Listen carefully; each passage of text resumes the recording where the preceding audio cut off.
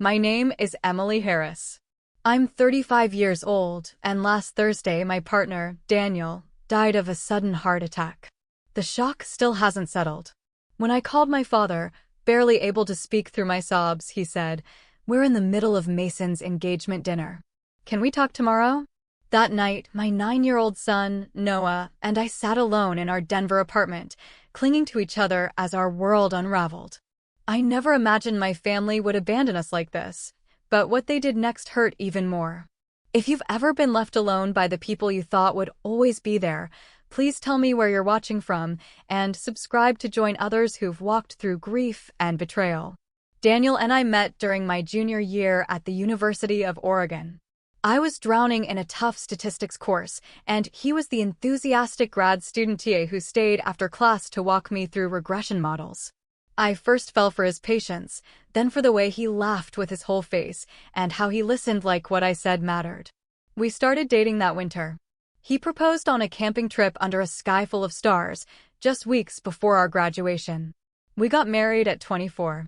Some said we were too young, but I didn't care. Daniel wasn't just my husband, he was my person. The one I wanted beside me for every moment, good and bad.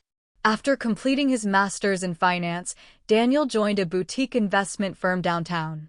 He climbed the ranks with his natural charm and integrity. Clients trusted him because he genuinely cared. He wasn't just great with numbers, he was great with people. And he always made time for me. 5 years later, we decided to grow our family. We thought it'd be easy. It wasn't.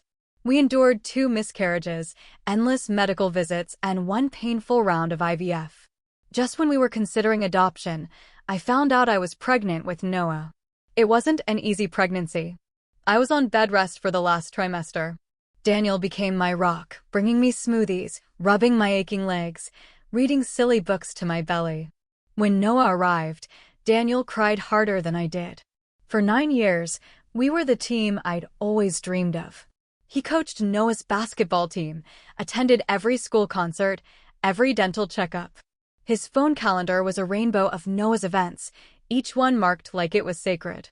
We ignored the signs: chest pressure, fatigue, the occasional shortness of breath. We chalked it up to stress.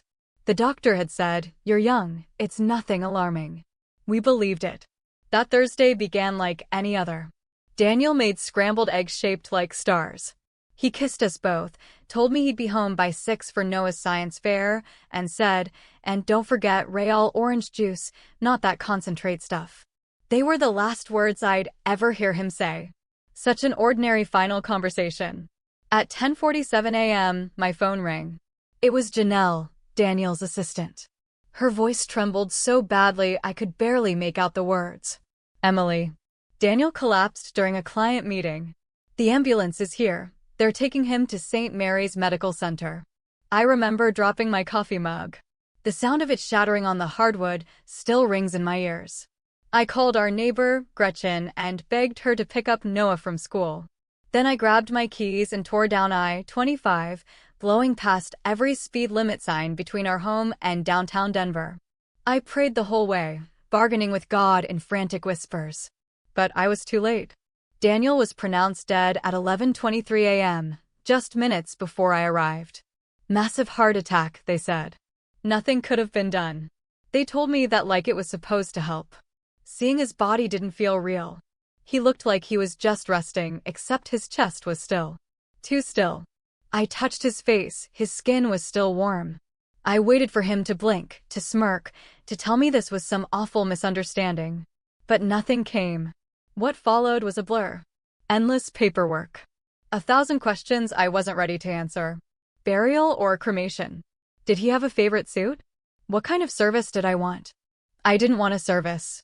I wanted to go home and crawl into bed next to my husband and pretend this nightmare hadn't started. But the worst part was still ahead, telling Noah. How do you explain to a child that their entire world just changed forever? When Gretchen dropped him off, he climbed into the back seat and asked, "Where's Dad?" He promised to be at my science fair tonight. His backpack was clutched tightly in his arms. I had to pull over. I couldn't drive and do this. Turning around, I took his small hands in mine and said gently, "Noah, something really sad happened today." Daddy got very sick at work, and his heart stopped working. His brow furrowed. Can the doctors fix it? That question shattered me. No, baby. When someone's heart stops completely, they can't fix it. Daddy died today. He was quiet for a long time. Then he whispered, so he's not ever coming home? When I nodded, his cry ripped through the car. It wasn't just crying, it was primal. The sound of pure devastation. He lunged into my arms, sobbing, I want Daddy. Please, I want my daddy. All I could do was hold him and cry too, as the world continued around us unaware. That night, after Noah finally drifted off holding Daniel's worn hoodie, I sat on the bathroom floor and broke. Grief wasn't sadness, it was pain. Crushing, breathless, physical pain. I couldn't breathe. I couldn't think. And all I wanted in that moment was my parents. With shaking hands, I reached for my phone. I called my parents. They'd been married for over 40 years, had survived loss, hardship, and heartbreak together. Surely, they would know what to say, how to guide me through this impossible moment. My mother answered on the 5th ring. I could hear music and laughter in the background. Emily, can I call you back? We're right in the middle of Mason's engagement dinner. I could barely breathe. Mom, I choked out. Daniel died this morning. He had a heart attack at work. He's gone. There was a pause. I heard her muffle the receiver and say something to someone else, her voice still light, as if I'd merely asked for a recipe. When she came back, her tone had shifted slightly, but only slightly. Oh my goodness. That's terrible. Are you sure? Maybe there's been some sort of mix-up. I saw his body, Mom, I whispered. There's no mistake. Having to convince my own mother that my husband was dead, actually dead, was another kind of heartbreak I didn't know existed. Well, it's a shock, of course. But sweetie, we've got the whole family here. The caterers just arrived, and Mason flew in from Houston. Can you manage tonight? We'll stop by tomorrow, once everything calms down. I blinked, stunned. Her son-in-law was gone. Her daughter was broken. Her granddaughter was crying herself to sleep. And this was her response? Then my dad got on the phone. Emily, this is just... I don't even know what to say. Was Daniel's life insurance policy current? You should call the provider tomorrow. These companies like to drag things out. Not we're coming. Not how can we help. Just life insurance. My husband just died, I said quietly. Noah lost his father. And you're talking about paperwork. My father sighed. Honey, Mason's engagement has been planned for months. Everyone took off work. It's not that we don't care, but we can't just walk out now. Be reasonable. Reasonable. As if grief kept a schedule. Forget I called, I said, and hung up. Minutes later, my phone buzzed with messages from people who weren't blood. Daniel's college roommate, my coworker Jen, even my old high school friend Taylor. They all reached out with genuine sympathy. But not my parents. Even my neighbor Gretchen came by with a casserole and a warm hug. She offered to stay the night, but I told her no, I needed to be alone with Noah. That first night stretched into forever. He woke again and again, crying out for Daniel. I lay beside him, stroking his hair, whispering memories of his father. Telling him how much Daniel loved him. How proud he was. Eventually, Noah drifted off, clinging to Daniel's hoodie like a lifeline. I didn't sleep. I just lay there, staring at the ceiling, the cold space beside me a cruel reminder of what I had lost. And when morning came, so did the realization. This wasn't a nightmare. This was real. Daniel was never coming back. I kept hoping I'd wake up. But this was real. This was our life now, a life without Daniel. A life where my own parents couldn't even show up when I needed them most. Daniel's funeral was scheduled for Saturday, just 4 days after he passed. Those days blurred together in a fog of logistics, signatures, calls, and tissues.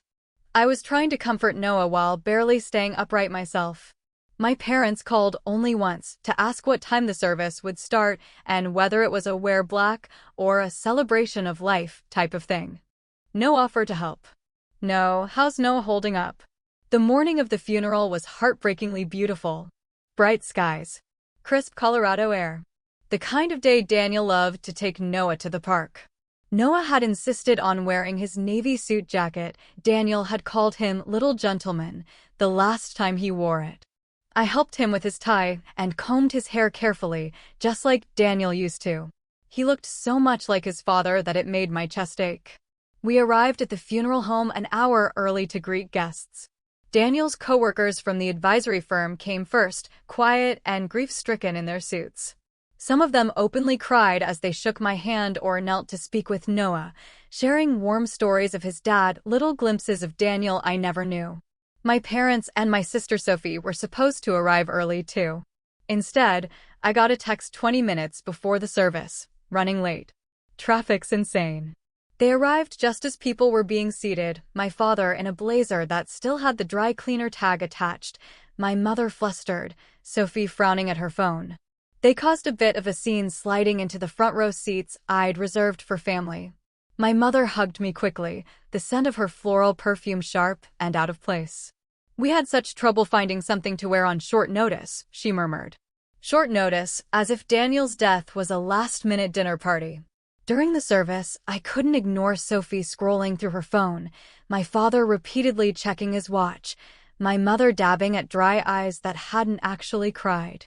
In contrast, Marcus, Daniel's brother, sat beside Noah, holding his hand. He had flown in from Japan, where he teaches English, arriving just hours before. He looked drained, but his presence radiated grief and love. His tears matched Noah's. When it was time for the eulogy, I didn't think I could do it. My body felt too heavy. But then I looked at Noah, sitting so still in his tiny suit, and I stood. I spoke about Daniel's patience. His goofy jokes. His war against cilantro. His obsession with real maple syrup. His unwavering love for his family. As I said those words, he always put family first. I glanced at my parents. My mother was adjusting her scarf. My father was gathering his coat. At the reception at our house later, I overheard my dad talking to Uncle Jim by the drinks table. Daniel was on the partner track. The insurance must be generous. Emily and the boy will be set for life. It took everything in me not to scream, not to throw his wine glass against the wall. But I didn't. I was too tired, too focused on protecting Noah, too broken to waste energy on anyone who couldn't even grieve my husband properly. My mother and Sophie barely lifted a finger during the reception. Most of the effort, setting up food, tending to guests, collecting sympathy cards, was handled by Daniel's coworkers' wives and my own close friends. Meanwhile, my mother and sister sat in the living room like grieving royalty, graciously receiving condolences as if they had suffered the greatest loss. I moved through the house like a ghost, hollow-eyed, hands numb. I murmured, "Thank you for coming," over and over, accepting casseroles I knew I'd never eat, unsure how to exist in a home that no longer had Daniel's laughter echoing through it. In sharp contrast, Daniel's parents, though absolutely devastated by the loss of their only son, stepped up with quiet, steady compassion. His mother, Diana, gently took charge of Noah, guiding him through the reception, keeping him fed, steering him away from well-meaning adults with too many questions. His father, Robert, oversaw cleanup, never asking, just doing, stacking plates, folding napkins, taking out trash. They grieved, but they also gave.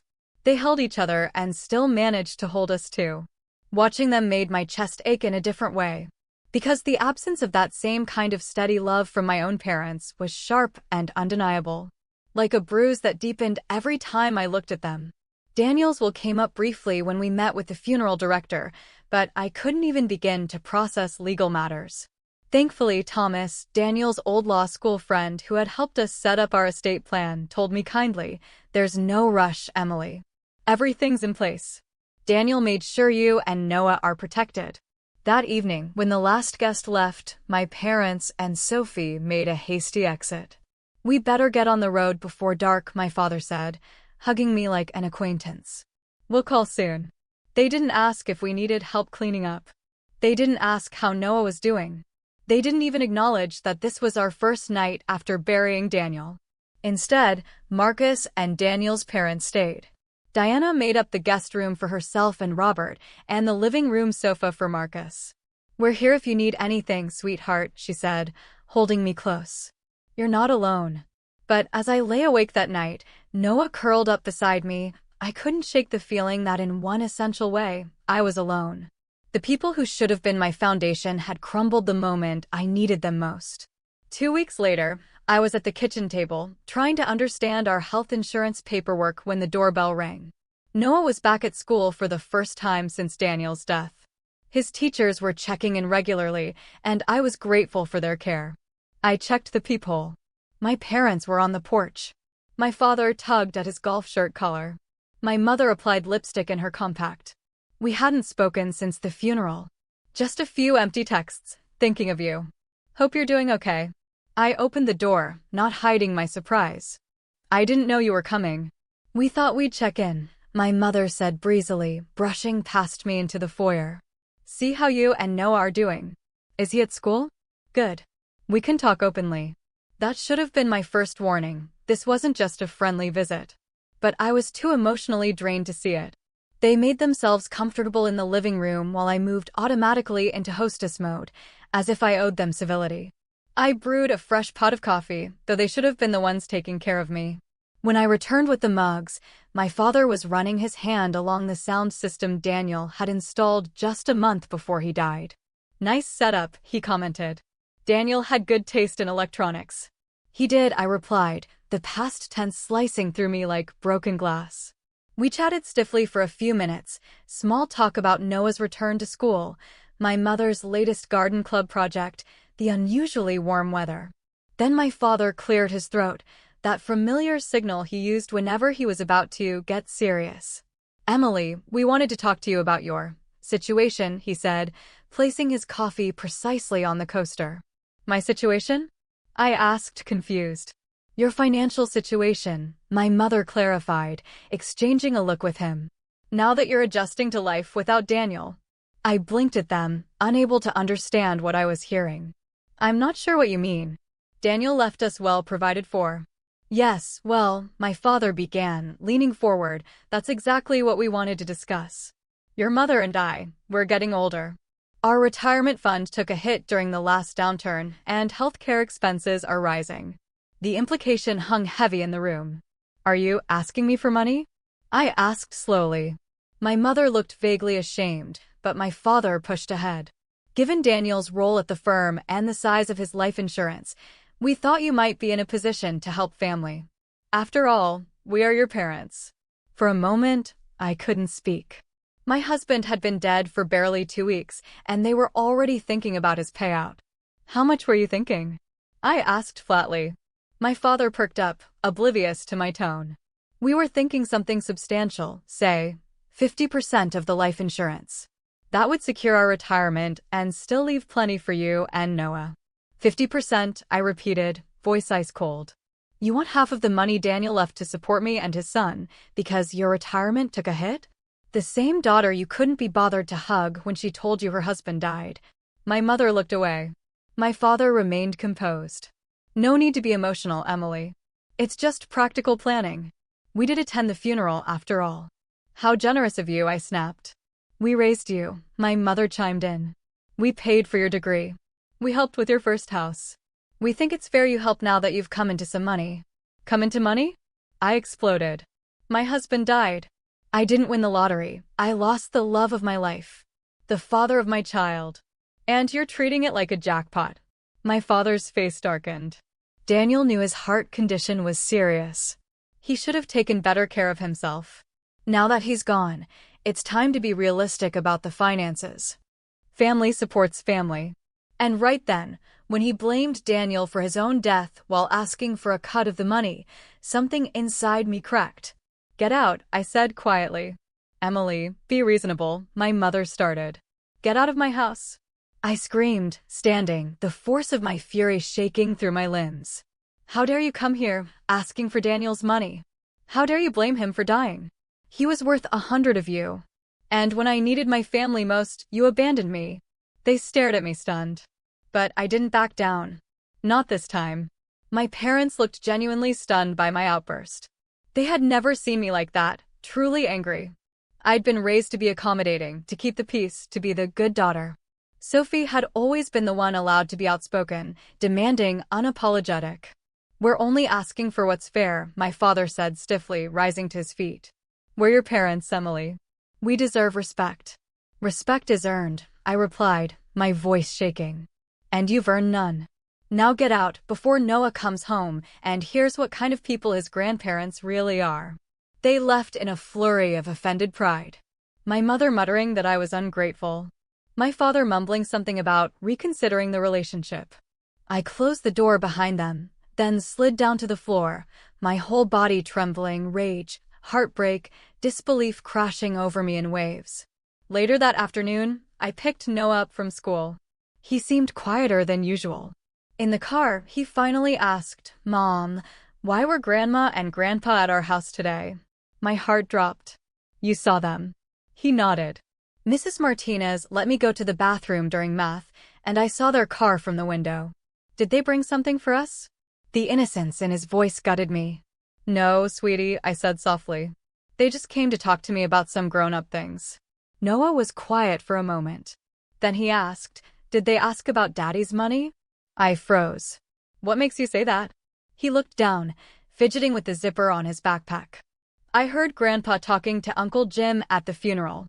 He said we'd get lots of money because Daddy died. Is that true?" The idea of my 8-year-old overhearing that made my stomach turn. "Noah," I said, reaching back to gently squeeze his hand, "your dad made sure we'd be okay, yes. But money doesn't fix this. It doesn't bring him back." He nodded, wise beyond his years. "I'd give all the money in the world just to have Daddy again." "Me too, baby," I whispered. "Me too." That night, I called Marcus, who had just returned to Japan. He was planning to come back for the summer to help us transition. When I told him about my parents' visit, he exploded. "Are you kidding me? They want half of Daniel's life insurance? That's insane, Emily." "I know," I said. "But I'm worried they won't drop it. My dad, he doesn't let things go." Marcus went quiet, then said, "Daniel talked to me about this stuff. He was so careful, he planned it all to make sure Noah was covered through college, and then some. He would be furious if he knew your parents were trying to take that away." "I know," I said softly, the ache in my chest tightening. "I think I need to talk to Thomas, just to be prepared legally." "That's smart," Marcus said. "And whatever you need, I'm with you." Marcus agreed instantly. "And Emily, don't let them manipulate you. Daniel protected you and Noah for a reason. He planned for this." The next morning, I met with Thomas at his downtown office. He greeted me kindly, his expression both sympathetic and unsurprised as he flipped through Daniel's will and insurance documents. "Unfortunately," he said, "I see this sort of thing more often than you'd think." He tapped the paperwork. "But I can assure you everything is airtight. Daniel listed you as the sole beneficiary of both his life insurance and retirement accounts. Your parents have no legal claim." "Could they contest the will?" I asked, still uneasy. Thomas shook his head. "The will is clear and properly executed. Even if they tried, they'd have no grounds. Daniel was of sound mind. And legally, parents don't have automatic inheritance rights from adult children, especially when there's a surviving spouse and child." His reassurance helped, at least logically. But as I walked out of his office, my phone buzzed with incoming text messages. From Dad. "We need to discuss this situation like adults. Call me." From Mom. "I raised you better than this, Emily. Family comes first." From Sophie. "You've always been selfish, but this is low even for you. Mom and Dad deserve better." Sophie's message, coming from the same sister who barely looked up from her phone during Daniel's funeral, was almost laughable. Almost. If it hadn't hurt so much. That evening, as Noah and I were eating dinner, my phone rang again. I didn't answer, but my father left a voicemail. "This concerns all of us, Emily. Family meeting. Sunday at 2 o'clock. Bring Noah." I stared at the phone, my appetite gone. Bringing Noah into this mess was the last thing I wanted. But maybe, just maybe, it was time to lay it all on the table. Time for one final confrontation. A clean break if it came to that. With Thomas's words echoing in my mind, I felt a little steadier. More resolved. "Was that Grandpa?" Noah asked, pushing peas around his plate. Yes, I said. He wants us to come over Sunday. Noah was quiet.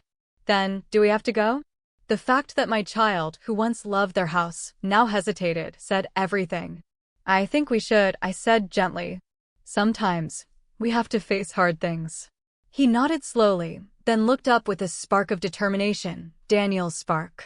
Okay, but can I bring something? I have an idea. What kind of idea? I asked, intrigued by his sudden intensity. Just something Daddy taught me, about standing up for yourself, he said, almost cryptically. Can I use the computer after dinner? I agreed, watching him curiously, trusting that whatever he was planning came from the good heart and solid values Daniel had spent 8 years nurturing. In the days that followed, grief stayed with me, but now it was laced with anger and clarity. I began to see my family through a sharper lens. The dance recital where they left early to make Sophie's softball game. The Christmas I got winter coats while Sophie got expensive art supplies. All those little things I used to brush off, like how my academic awards were met with a simple, "That's nice," while Sophie's C+ report cards were celebrated as her trying her best, they came flooding back. Small slights I had once dismissed as trivial now revealed a clear pattern. A pattern of unequal love, quiet dismissal, and emotional neglect. Later that day, I called Janelle, Daniel's former assistant, who had become a genuine friend in the weeks since his death. Am I overreacting? I asked after explaining what my parents had done. Is it just grief making me this angry, or is this actually as awful as it feels? Emily, she said, without hesitation, if my parents did that to me, they'd be dead to me. What they did, that's not just inappropriate. It's cruel.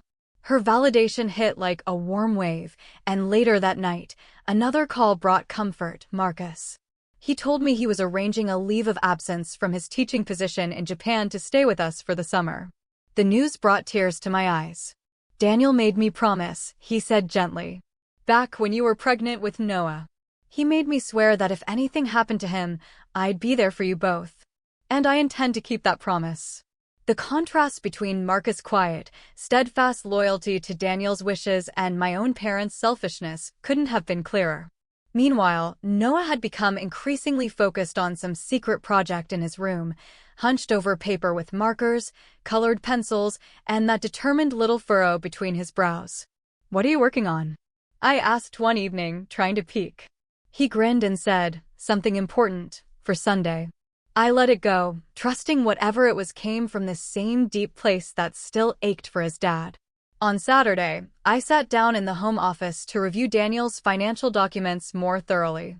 I wanted to be prepared for whatever Sunday's meeting with my family might bring. He had kept everything impeccably organized in the file cabinet. That's when I found the envelope sealed, with my name in Daniel's handwriting. My hands trembled as I opened it.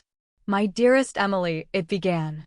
If you're reading this, it means the doctor's concerns about my heart were more serious than I admitted. I didn't want to worry you, but I've updated everything: our will, the insurance, investments. Everything goes to you, with a trust for Noah's future. Tears streamed down my face. He had known. He had prepared, silently, selflessly, trying to protect me from worry while doing what he always did, take care of us. One paragraph caught my attention. I've set up a separate trust for Noah, inaccessible until he's 25, except for education. This is important. Your father approached me twice about investment opportunities, thinly veiled requests for money. I declined, but I worry he may try again through you. Don't let that happen. Your parents have made poor financial choices for years.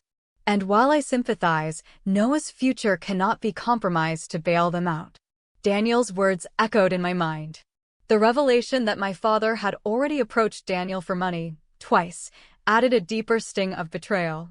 Daniel had shielded me from it, no doubt hoping to preserve what little harmony I still had with my parents. Even in private, even knowing the truth, he had protected my feelings first.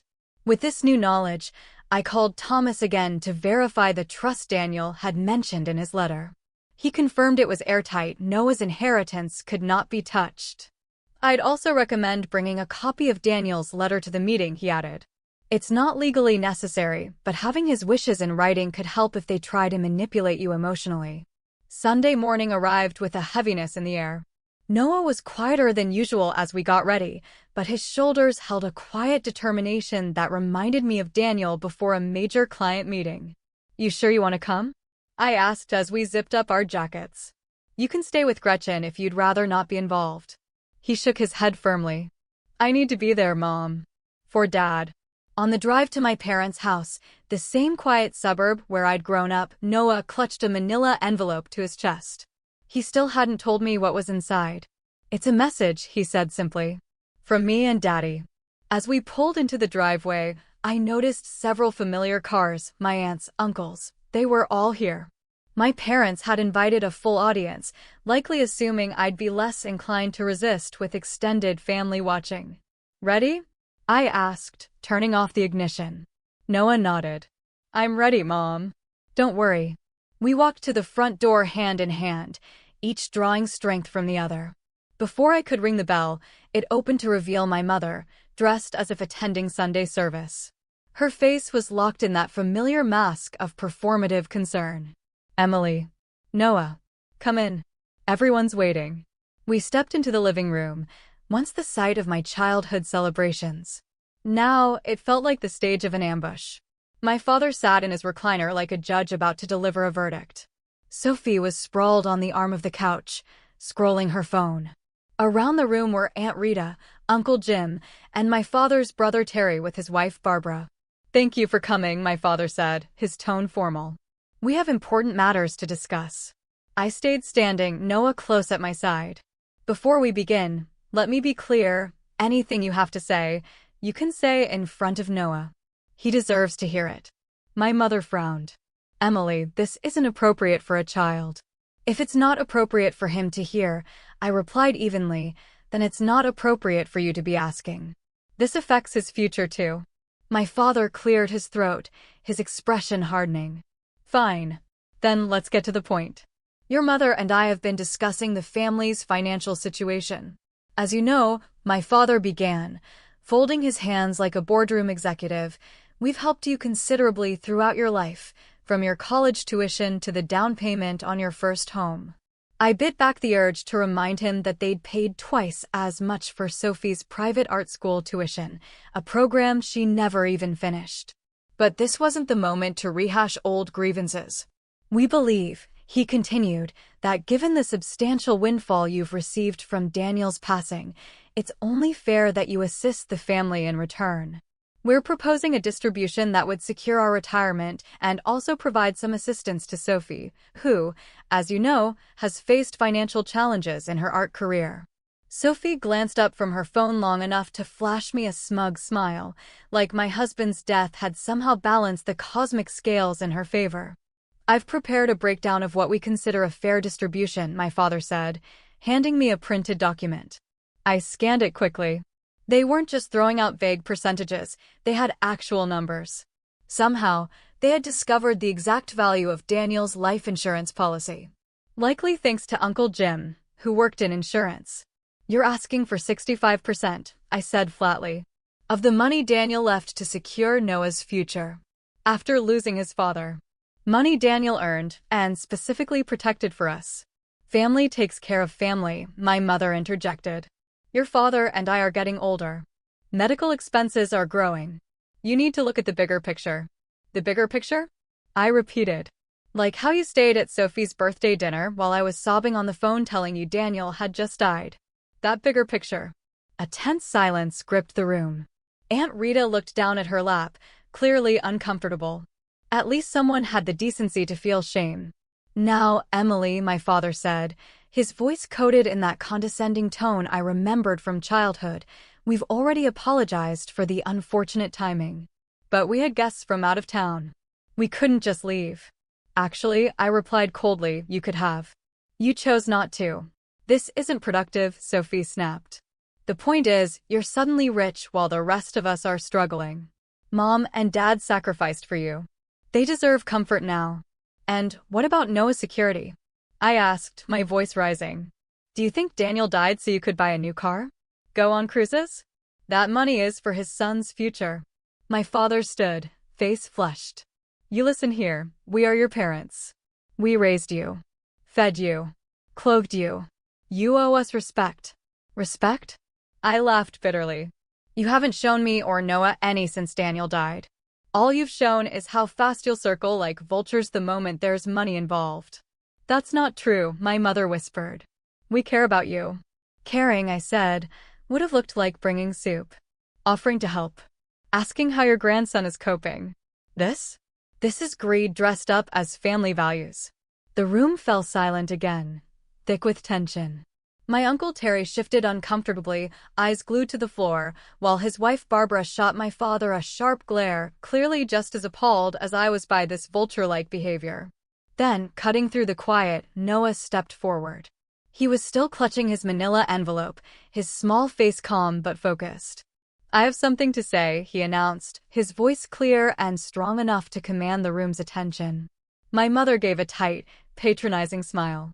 Sweetheart, the adults are talking about important things right now. Noah didn't budge. He stood his ground, channeling Daniel's quiet, unshakable confidence. This is important too. It's about my dad and what he would have wanted. Every eye turned to him. This small boy, standing in the middle of a room full of grown-ups, was somehow the most powerful person there. Even Sophie set down her phone. Dad told me that when people show you who they really are, you should believe them, Noah said, his voice just barely trembling. And when people only come around when they want something, they're not really family. He turned to face my parents directly. You didn't come when Dad died. You didn't help Mom when she cried every night. You didn't ask if I was okay, or if I needed anything. You only came when you wanted money. The raw truth in his words hit harder than anything I'd said. My mother's tightly composed expression faltered. My father, usually so quick with a rebuttal, had nothing to say. Noah opened his envelope and pulled out a single sheet of paper. I made something for you, because I know that's why you really came to see us. He handed it to my father. It was a drawing, but crafted like an invoice. At the top, in Noah's careful block lettering, it read, "Bill for real love and support." Underneath were simple line items. Being there when Dad died, $0, not provided. Helping Mom when she was sad, $0, not provided. Hugging me when I cried, $0, not provided. Being real grandparents, priceless, but not paid. At the bottom, the total read, $0. Then in bold, "This is what you earned." No one spoke. My father's hands trembled as he held the page. My mother began to cry, whether out of shame or strategy, I wasn't sure. Sophie just stared at Noah, stunned, like she was seeing him for the first time. I think we're done here, I said softly, taking Noah's hand. Don't contact us again unless it's to apologize and to show real change. Noah deserves better grandparents. And I deserve better parents. We walked out, leaving behind not just a toxic family meeting, but a lifetime of unmet expectations. It hurt, but it was also freeing. In the car, I pulled Noah into a tight hug. That was incredibly brave. I'm so proud of you. He hugged me back. Dad always said we have to stand up for what's right, even when it's hard. Was I right, Mom? Yes, baby, I whispered, tears spilling freely. You were absolutely right. The drive to my parents' house had been filled with dread, Noah unusually quiet beside me. I'd been so focused on the confrontation that I hadn't realized what he was preparing. Now, as we drove away, past the neighborhood I once called home, I felt pride in my son's courage and a quiet sadness that he had to grow up so fast. Noah, how did you come up with that idea for the bill? I asked as we drove home. He stared out the window for a moment, watching the clouds drift across the sky before answering. Dad and I were watching a movie once, and someone gave an invoice to a really mean guy. Dad said, sometimes people need to see on paper what they're really worth. His voice wavered slightly. I thought Grandpa and Grandma needed to see that. Lately, they haven't been worth much to us. His words, simple, honest, and so heartbreakingly wise, hit me harder than anything I'd heard in weeks. It was Daniel's spirit speaking through him. I reached over, squeezing his small hand. Your dad would be so proud of you today, I said softly. So am I. As we neared home, my phone started buzzing calls, texts, voicemails. All from my family. I ignored them all. This wasn't a conversation. It wasn't a negotiation. This was a boundary, one I was finally ready to draw. Whatever consequences came from that would have to wait. Noah and I needed time to breathe. When we pulled into the driveway, Marcus was sitting on the porch, suitcase beside him. He'd flown in early from Japan, wanting to surprise us. Gretchen had let him inside with the spare key. Seeing him, so much like Daniel in his posture and gentle smile, was both painful and comforting. "How did it go?" he asked, wrapping us both in a hug. "Aunt Lily was amazing," Noah declared before I could speak. Marcus raised an eyebrow. "Aunt Lily." I smiled despite everything. Apparently, bravery earns you a title promotion. Over dinner, we recounted everything that had happened. Marcus's expression turned stormy when I told him about my father's so-called distribution plan. But when Noah described his invoice, Marcus grinned. "That is pure Daniel," he said, ruffling Noah's hair. Creative problem solving with just the right amount of guilt trip. That night, after Noah had gone to bed, Marcus and I sat in the kitchen sipping tea, talking about what came next. "They'll try again," he warned. "People like your parents don't back down when money's involved." "I know," I said quietly. "But I won't give in, not just because it's wrong, but because it would go against everything Daniel wanted." He was crystal clear. "Have you thought about what this means long-term?" Marcus asked gently. "About your relationship with them?" I hesitated. Part of me wants to cut them off completely. They've made their priorities obvious. But part of me wonders if it's fair to Noah. They're his only grandparents on my side. Are bad grandparents better than none? Marcus gave me a steady look. Daniel's parents adore him. They show up. They call. They care. Quality over quantity, He was right. Diana and Robert had checked in every other day since Daniel died, sent Noah letters and little care packages, and were already planning an extended visit. They were grieving too, but never at the expense of their grandson. The next morning, I woke up to 8 missed calls from my mother, 3 from my father, and 1 from Sophie. The text messages came in waves, angry accusations, tearful apologies, manipulative pleas. None of it felt sincere. It was clear my parents weren't remorseful, they were just upset they hadn't gotten their way. I chose to respond to only one message from my mother. "We need to talk about what happened." My reply was short and direct. "There's nothing to talk about until you can acknowledge the harm you've caused and show real change. Noah and I need time and space." Then I blocked their numbers. A temporary measure, but necessary. We needed breathing room. I also emailed Thomas, updating him on the situation and asking him to be on alert in case my parents attempted any legal maneuvers. He reiterated that they had no claim, but agreed it was wise to document everything. Over the next several days, my parents tried different strategies. They sent flowers with apology cards that referenced family misunderstandings. They reached out through mutual friends. My father even appeared at my office one afternoon, only to be turned away by security when I refused to meet with him. Surprisingly, it was Aunt Barbara, Uncle Terry's wife, who became an unexpected source of support. She called from a personal number I hadn't blocked and asked if I'd be willing to meet for coffee. Wary but curious, I agreed. "I want you to know," she said, once we were seated, "that not everyone in the family agrees with what Brad and Carol did." Her tone was sincere. Terry and I were horrified. We only came to that meeting because they told us it was about planning a memorial scholarship in Daniel's name.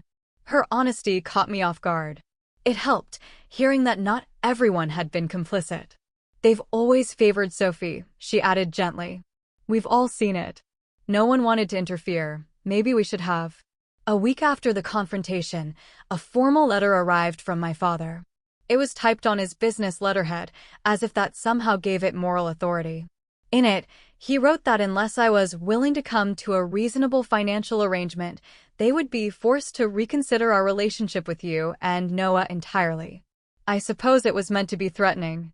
Instead, it felt like permission to let go of toxic expectations and move forward without guilt. I forwarded the letter to Thomas, just in case we ever needed it. Then, 2 weeks after the confrontation, my mother tried a new tactic. She showed up at Noah's school at pickup time. Fortunately, I had already informed the school of the situation. The principal called me immediately. By the time I arrived, they had politely but firmly asked her to leave and reminded her that only authorized individuals were allowed near students. Standing in the parking lot, she looked smaller, less imposing than she'd ever seemed when I was a child. "You're turning everyone against us," she said when she saw me. "No, Mom," I replied calmly. "Your own actions are doing that. Please don't come to Noah's school again. If you want to rebuild a relationship, it has to start with respect for boundaries." "We're your parents," she said, eyes brimming. "You can't just cut us out." "I'm not cutting you out," I said. "I'm asking you to step back and choose how you want to be in our lives. Do you want to be the kind of grandparents who support and love Noah unconditionally, or the ones who saw Daniel's death as a financial opportunity?" I asked my mother calmly. "The choice is yours. But understand, there are consequences either way." She didn't have a response. We parted that day with no resolution. It was the last direct contact I had with either of my parents for nearly 2 months. During that time, I focused on Noah, on building a new kind of normal without Daniel. A life not defined by loss, but rooted in love, memory, and the people who truly showed up for us. Marcus stayed with us for 3 months. His presence was like a daily echo of Daniel in the best way possible.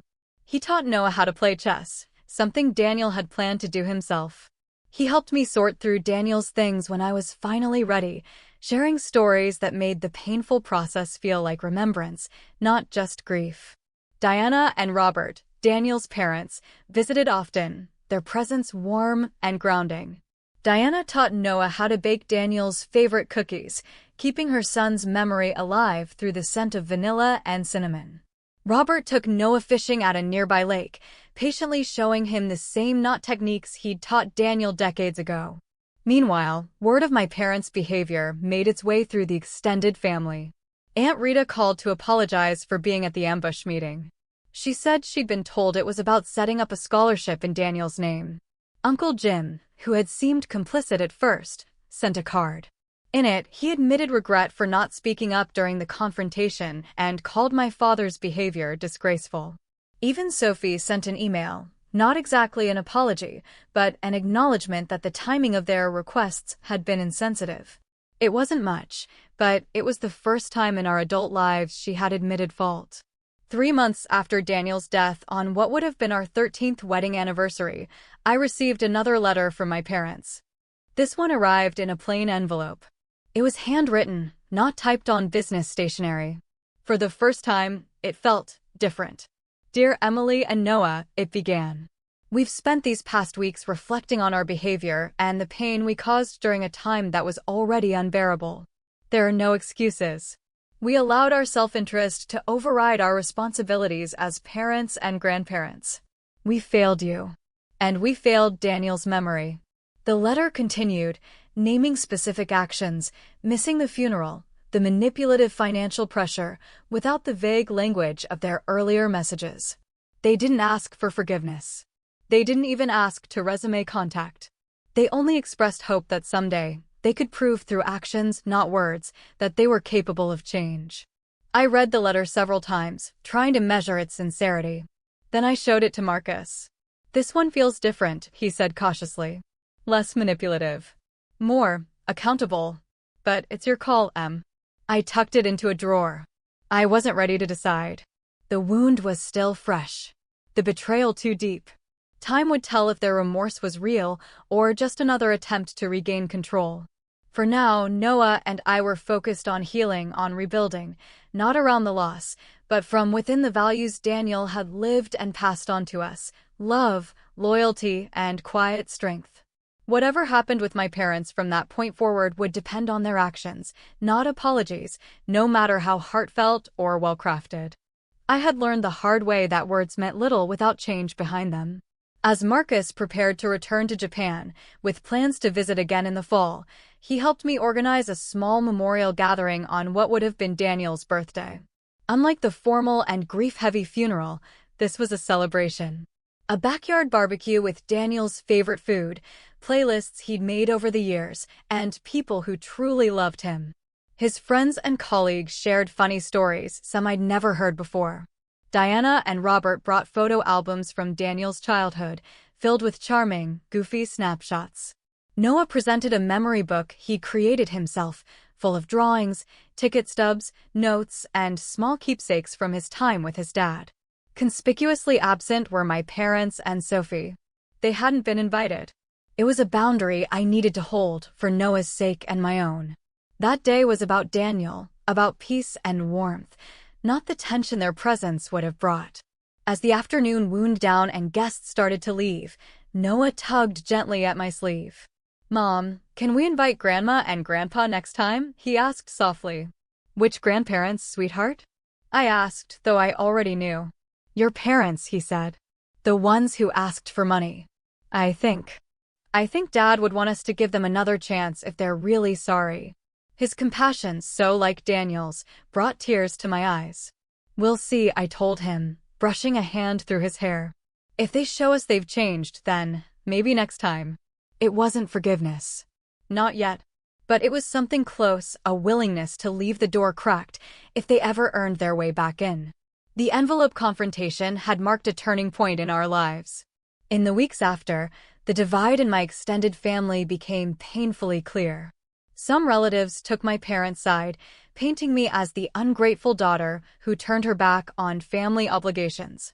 Others, more quietly, offered their support, recognizing just how out of line my parents' demands had been. Aunt Barbara became a quiet but steady ally, calling regularly to check in and share family updates without pressure. Uncle Terry wasn't as vocal, but he sent Noah books and science kits tailored to his interests, little acts of kindness my parents had never bothered with. The most unexpected message came from Jennifer, Sophie's daughter, in her early 20s. She emailed me a month after the fallout. "I've always seen how Grandma and Grandpa treated you compared to Mom," she wrote. "What they did after Daniel died was inexcusable. I just want you to know not everyone in the family thinks you're wrong for standing your ground." Her words meant more than she could ever know.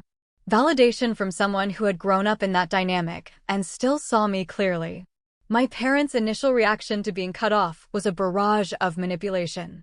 They recruited relatives to plead their case, sent guilt-laced messages, and even tried contacting me through Noah's school.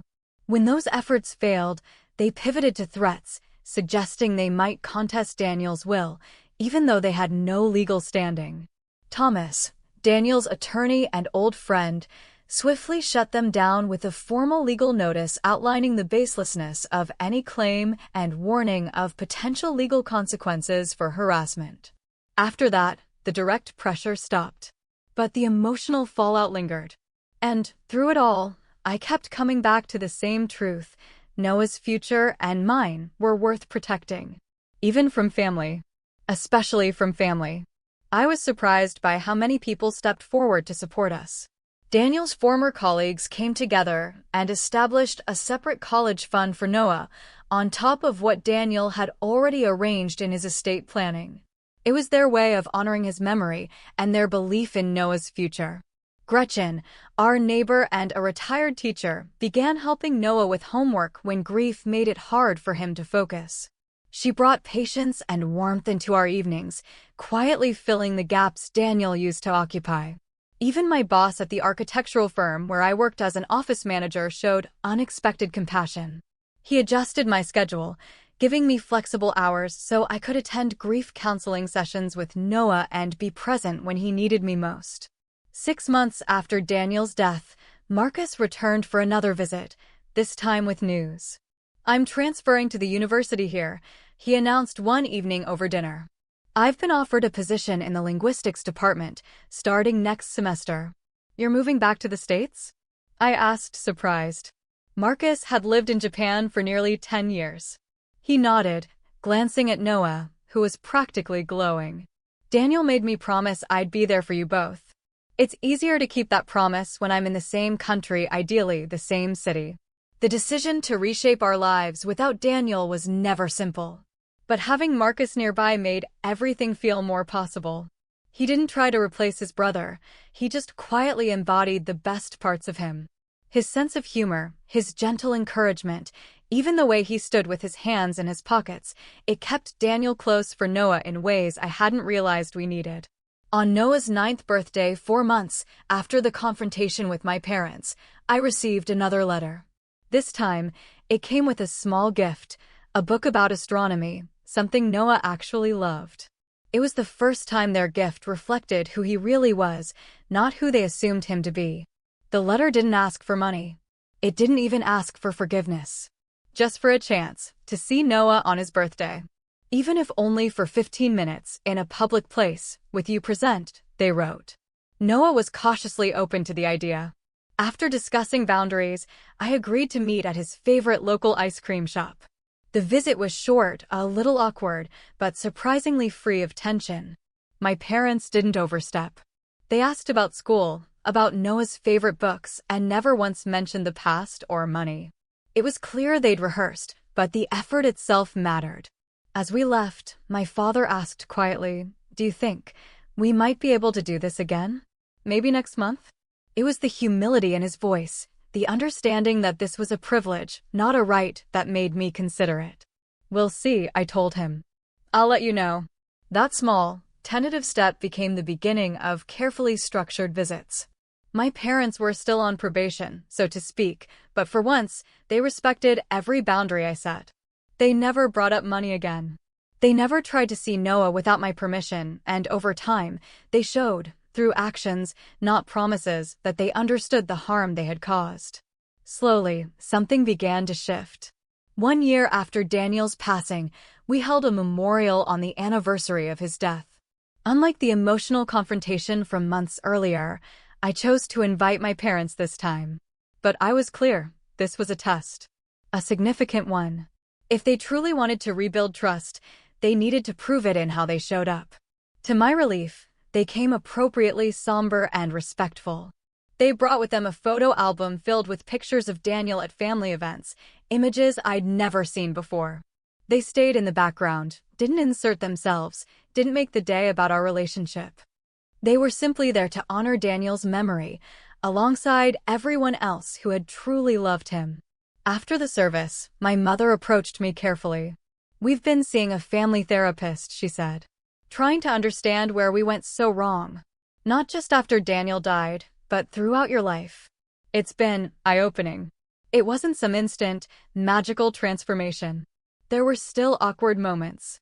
Old patterns crept in here and there. But the effort was consistent, and eventually, a new version of our relationship began to take shape, one built on mutual respect instead of guilt or obligation.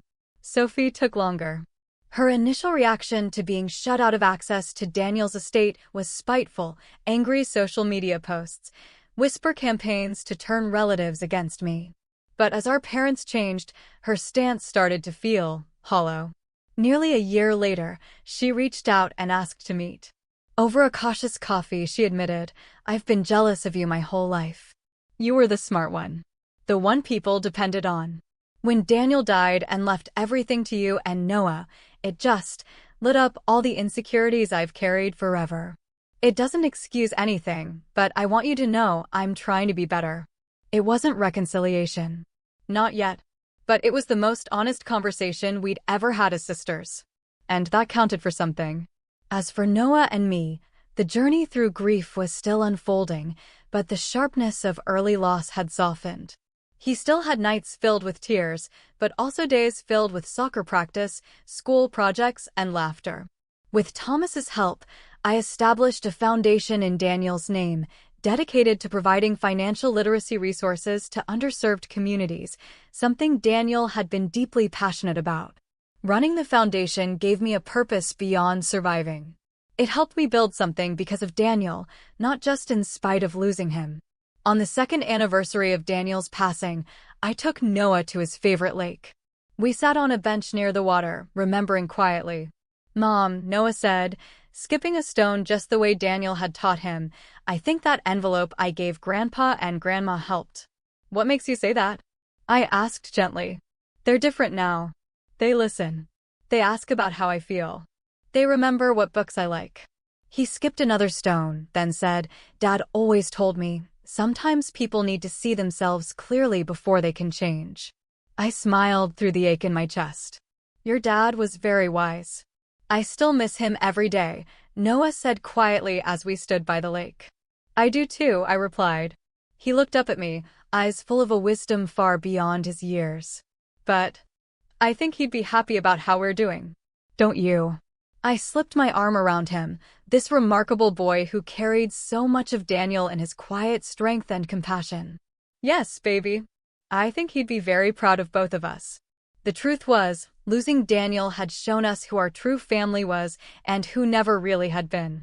Some relationships had fractured beyond repair, but others had deepened in ways I never expected. New ones had blossomed, forming a support system rooted in genuine care, not obligation or appearances. My parents were now cautious figures in our lives, earning back trust slowly, one respectful visit at a time. Marcus had become a constant presence, a devoted uncle who took his role seriously and loved Noah as his own. Daniel's parents remained steady and devoted, grandparents whose love for Noah was just another expression of their love for their son. And Noah and I, we had each other. We were bonded not just by grief, but by the shared journey of standing up for ourselves and discovering our strength along the way. The inheritance my parents had so coveted remained untouched, used only for basic living expenses and Noah's education. The financial security Daniel had left us was meaningful, yes, but it wasn't the real legacy. Daniel's true legacy was in the values he passed down, the courage he inspired, the love that still shaped every choice we made. As we turned to walk back from the lake, Noah slipped his hand into mine. I think the best way to remember Dad, he said, is to be kind but strong. Like he was. To help people, but not let them take advantage. That's exactly right, I said, giving his hand a gentle squeeze. That's how we honor him. Every single day. Grief isn't linear. And healing doesn't mean forgetting. There are still nights I reach for Daniel in my sleep, still moments I start to tell him something before remembering he's not there. But those moments no longer define us. Instead, we carry him forward in our boundaries, our values, and in the love we continue to give and receive. The family we've built in the aftermath of loss isn't what I once imagined, but it's real. It's rooted in mutual respect and stronger for having been tested. If you've ever experienced family betrayal in your grief, or had to stand firm against those who should have stood with you, I hope our story reminds you, you are not alone. The hardest boundaries to draw are often with the people we were taught to never question. But protecting your peace and your loved ones isn't selfish. It's necessary. If this story resonated with you, please like and subscribe. And if you feel comfortable, share your story in the comments. Because family is defined by love and respect, not just by blood. Thank you for listening to our journey. I wish you strength as you walk your own.